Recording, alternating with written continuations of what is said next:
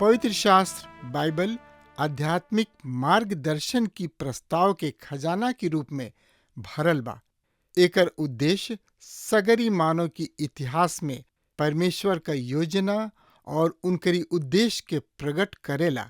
पौलुस कहलन, सगरी पवित्र शास्त्र परमेश्वर की प्रेरणा से रचल गईल और सिखावे, ताड़े, सुधारे और धर्म की शिक्षा खातिर उपयोगी हवे, ताकि जे केहू परमेश्वर का होखे उ कुशल से होखे और हर एगो भल काम जिंदगी खातिर सजल रहे।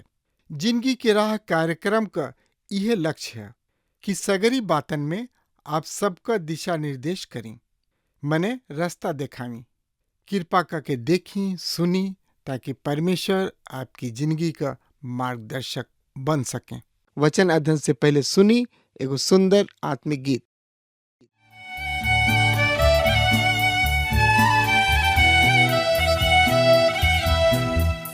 गाँव के भैया और बहिनी आई प्रभु के गुण गाई। गाँव के भैया और बहिनी आई प्रभु के गुण गाई। प्रभु महान बाड़न जग के रचैया, प्रभु महान बाड़न जग के रचैया। गाँव के भैया और बहिनी आई प्रभु के गुण गाई। गाँव के भैया और बहिनी आई प्रभु के गुण गाई।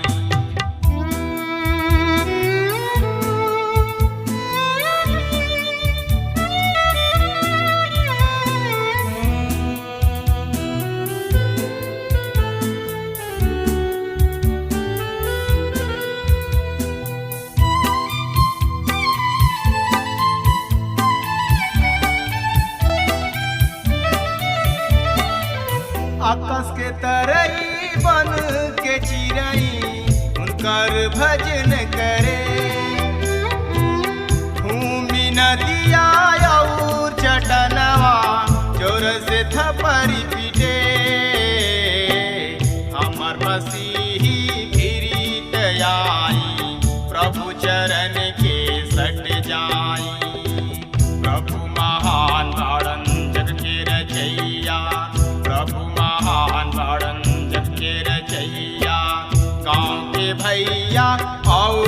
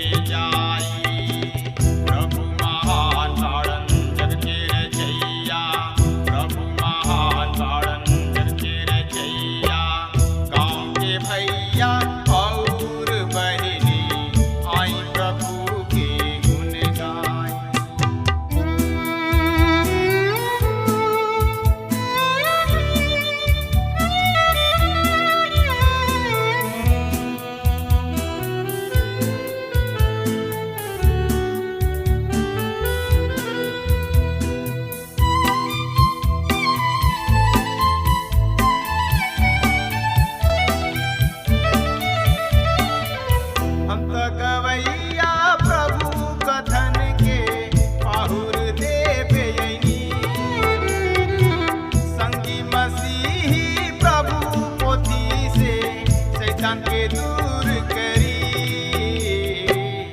जीवन आशीष रौरा पवनी, उहे बड़ाए सबके बाटी।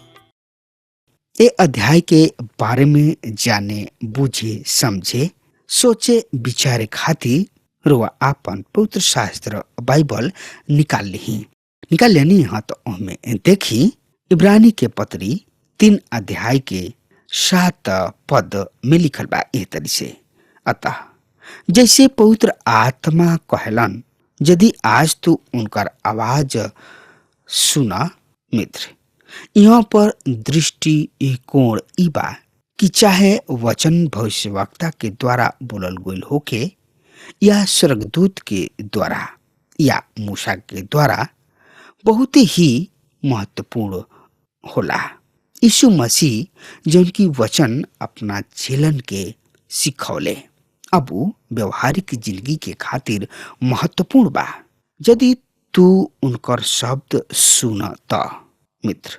ई उदाहरण वचन संहिता 95 अध्याय के 7 पद से लेके 11 पद तक में ए तरी लिखल गइल बा, काहे कि ऊ हमार परमेश्वर हमें और हमने के उनका चरागाह के प्रजा और उनका हाथ के भेड़ हई जा। यदि आज तोहनी लोग उनकर आवाज सुनब लोग त अपना दिल के ऐसन कठोर मत कर जैसन मरीबा में ऊ मासा के दिन जंगल में कैले रहन। जब तोहार पूर्वज हमरा के पुकारले, यद्यपि ऊ हमरा काम के देखले, फिर भी ऊ हमरा के जानले। 40 बरिस तक हम ओह पीढ़ी के प्रति उदासीन रहनी और हम कहनी ई लोग भटके वाला मन के हमें। ए कारण हम क्रोधित होके शपथ खैनी की निश्चय ई हमरा आराम में प्रवेश ना करे पावे। आई यही लगले हमनी के पढ़ लिहल जाओ। इब्रानी के पत्री 3 अध्याय के 8 पद से लेके 11 पद एह तरी से बता रहल बा, त अपना दिल के ऐसन कठोर मत कर जैसे कि जंगल में परीक्षा के दिन ऊ हमरा के क्रोध दिला के कैले रहन। उहवा तोहर पूर्वज सब जांच के हमरा के परखले लोग और 40 बरिस तक हमरा काम के देखले। तब हम ए पीढ़ी से क्रोधित होके कहनी इनकर मन सदा भटकत रहेला और ई हमरा राह के ना पहचाने ले। तब हम अपना क्रोध में शपथ खैनी ऊ हमरा आराम में प्रवेश करे ना पई हैं। हम विश्वास करतानी कि मसीह हर एगो भजन में बाणे, यद्यपि हम यह बात के मानतानी कि हम उनका के हर एगो भजन में खोज ना पाइना। चाहे जौन कुछ भी हो, अब हमनी के सामने 95 भजन 7 पद बा लिखल बा, काहे कि उहे हमार परमेश्वर हमें और उनकर चराई के प्रजा और उनका हाथ के भेड़ हो जा। भला हो कि आज तू उनकर बात सुनीता। इब्रानी के पत्री 3 अध्याय के 7 से 11 पद प्रकट करता। इसराइल उदाहरण के तौर पर लिखल गइल बा। आई तन की घड़ी खातिर हमनी के ओकरा ऊपर विचार करी जा। इसराइल सब परमेश्वर पर अविश्वास कइलन।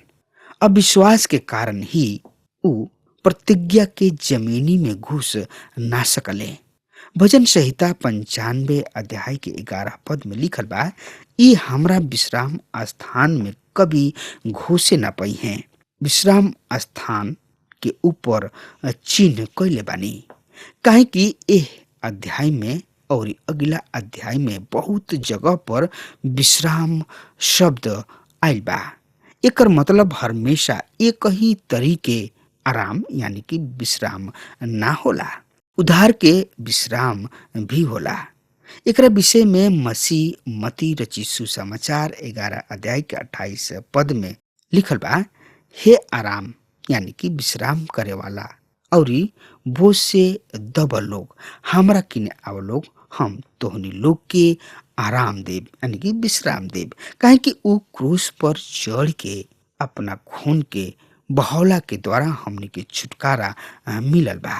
यहाँ तक कि पाप के क्षमा भी। अब रुआ के अपना उद्धार के खातिर कुछ करे के जरूरी नहीं खे, केवल उनका पर विश्वास करी और उनका के स्वीकार करी। इसराइली छुटकारा के आराम के जानत रहन। अब उन लोग मिस्र में दास ना रहले, अब उन लोग खून के बहावला के द्वारा बहरी आगुलन। ऊ दरवाजा पर लागल खून ओहनी लोग समर्थ के द्वारा बहरी आगोले लोग। परमेश्वर ओहनी लोग के छुड़ौले रहन। परमेश्वर ओहनी लोग के लाल समुद्र पार ले अले। आगे प्रभु यीशु मसीह कहलन, हमार जुआ अपना ऊपर उठा ला लोग और हमरा से सीख लोग, काहे कि हम नम्र और मन में दीन हई और तू अपना मन में आराम पैब लोग। ई एगो अलग तरीके आराम ह। ई छुटकारा के विश्राम यानी कि आराम ना ह। हम एहनी लोग के आज्ञाकारिता के आराम कहब। मसीही जिंदगी में आनंद करे के विश्राम यानी कि आराम।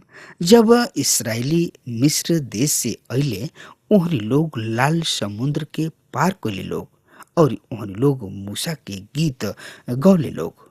हम यहोवा के गीत गाइब, काहे कि ऊ महाप्रतापी ठहरल बने। घोड़ा सब समेत सवारन के ऊ समुद्र में डाल देले बने। परमेश्वर हमनी के छोड़ावले। ऊ कतना महान हवे।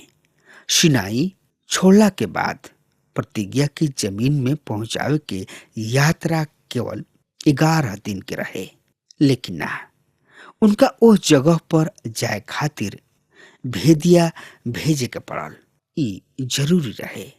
परमेश्वर कहले ऊ ओहनी लोग के देखभाल करी हैं, लेकिन ओहनी लोग परमेश्वर पर विश्वास ना कइलन।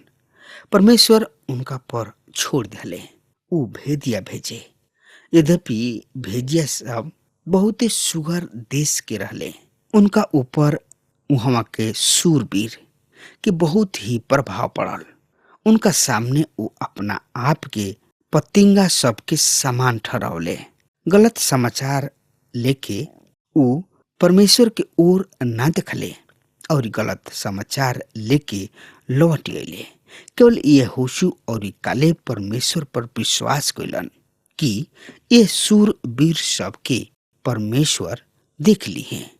जबकि ऊ राह 11 दिन का रहे, लेकिन इसराइली सब के अविश्वास के कारण उन्हें लोग के 40 साल तक जंगल में बितावे के पड़ल और एक और कारण रहे अविश्वास।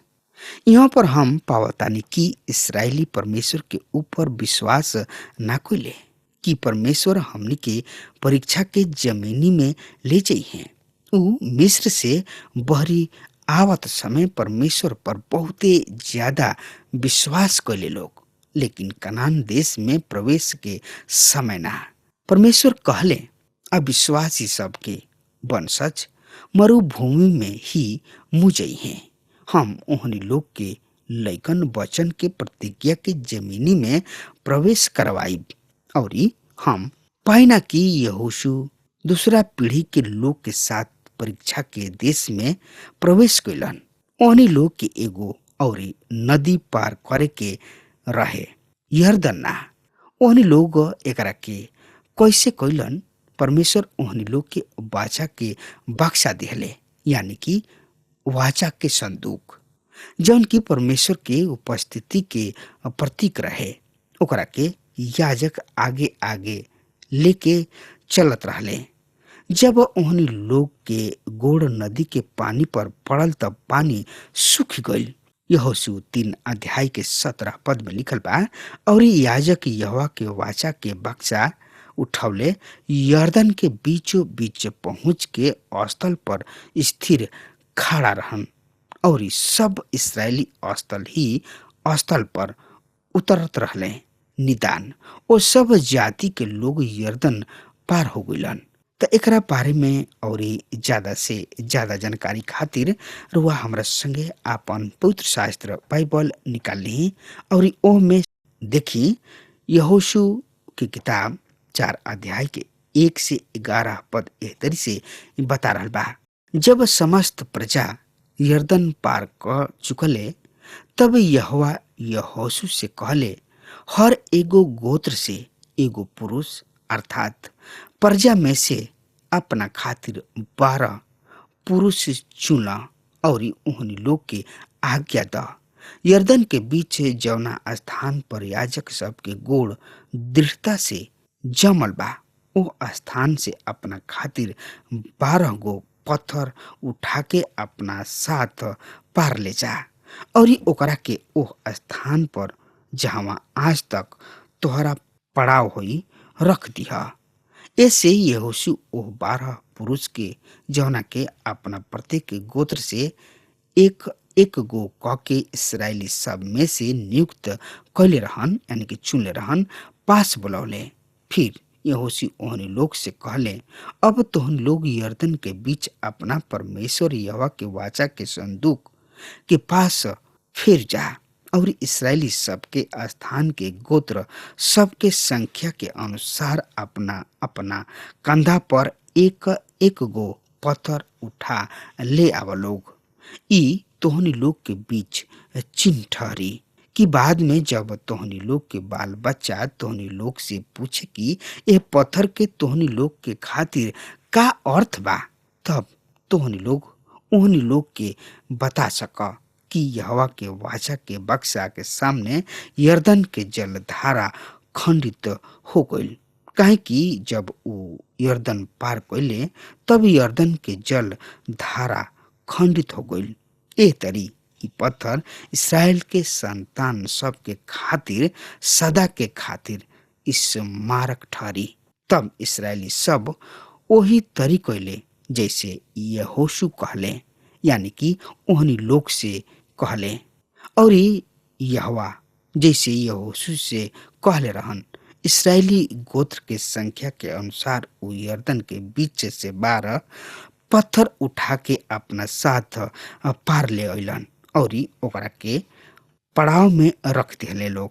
तत्पश्चात यहोशू यरदन के बीच वो स्थान पर जहाँ पर वाचा के बक्सा उठावे वाला याजक गोड़ रखल रहले 12 गो पत्थर खड़ा कर दिले। उ आज तक उहाँ में बा। यरदन के बीच बक्सा उठौले याजक ओह समय तक खड़ा रहले जब तक सब कुछ ठीक ठीक वही तरी पूरा ना हो गई। जैसे यहोवा यहोशू के लोगन से कहे के आज्ञा देले रहले और मूसा यहोशू के करे के आदेश देले रहले, तब सब लोग जल्दी से पार हो गए। जब सब लोग पार हो चुकले तब यहोवा परमेश्वर के बक्सा और याजक सब लोगन के देखते पार हो गए। यरदन नदी के पानी फिर से 12 पत्थर के तोप दिहलस। ई प्रभु यीशु मसीह के मृत्यु के प्रतीक है और जवन 12 पत्थर दूसरा ओर यादगारी में राखल गल रहे वो पुनरुत्थान के प्रतीक है। रोमियो 6 अध्याय के 4 पद में लिखल बा, सो ओ मृत्यु के बपतिस्मा पावे से हम उनका साथ गाड़ल गोनी, ताकि जैसे मसीह पिता के महिमा के द्वारा मुआला में से जियावल गोले वही तरी हम भी नौ जिंदगी के ऐसन चल चली। अब हमनी के जीवित मसीह के साथ जुड़ गइल बनी जा। ए तरी से हमनी के कनान के आनंद उठा सकतानी जा। कनान स्वर्ग ना ह, हम ई जानतानी कि अनंत काल के विश्राम ह। उ हमनी के प्रभु यीशु मसीह के द्वारा ही मिली। कारवा मसीही होखला के कारण आनंदित बानी। रुआ यह आनंद के परमेश्वर के वचन के पढ़ला से, प्रार्थना कइला से, अध्ययन कइला के द्वारा प्राप्त कर सकतानी। जितना कलीसिया के सदस्य बाणे जौन की परमेश्वर के वचन के लगातार करत रहले, इब्रानी के पत्री से हमनी के पता चली कि परमेश्वर के वचन कतना तेज और सामर्थी बा। अब ई प्रभु यीशु मसीह के ओर इशारा करता और परमेश्वर के वचन के ओर संकेत कर रहल बा। यदि हमनी के परमेश्वर के नजदीकी में अपना जिंदगी के बिता रहल बानी जा त हमनी के परमेश्वर के वचन के नजदीकी में रहल बहुते जरूरी बा। परमेश्वर के वचन के अध्ययन हमनी के आत्मिक जिंदगी के खातिर बहुत ही लाभदायक बा। जो लोग परमेश्वर के ऊपर शंका करले उनकर अनुभव ठीक ना होला और उनका प्रतिफल भी ठीक ना मिलेला। यदि हमनी के अपना जिंदगी में पछताप नहीं जा करत और अपना मन के नहीं जा फिरावत तो हमनी के जिंदगी में कुछ खतरा बा। इब्रानी के पत्री 3 अध्याय के 11 पद, तब हम क्रोध में आके शपथ खैनी कि हमरा विश्राम में प्रवेश ना करे पई हैं। ऐसन ओहनी लोग के साथ अविश्वास के कारण भइल।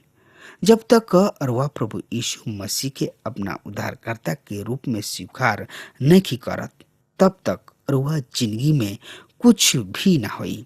अरवा वो आनंद के भी प्राप्त नहीं कर सकत। अभाग्यवश आज हमनी की कलीसिया में बहुत ऐसन मसीही मरुस्थल रूपी जिंदगी जी रहल बने।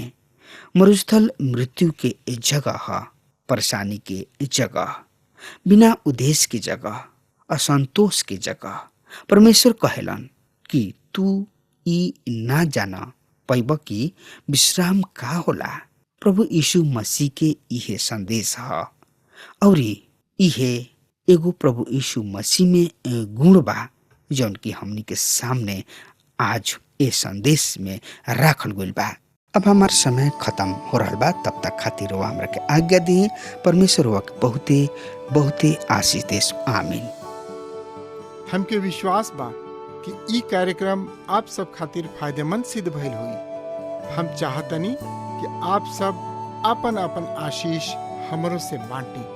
अगर आप सबके लगे बाइबल से चाहे आपकी निजी जिंदगी से क्यों सवाल होके चाहे क्यों समस्या खातिर प्रार्थना करावे चाहतनी तो हमारी फोन नंबर पर जरूर संपर्क करें। परमेश्वर आप सबके बहुत आशीष प्रदान करें और आज का दिन आप खातिर सुखद बनावे।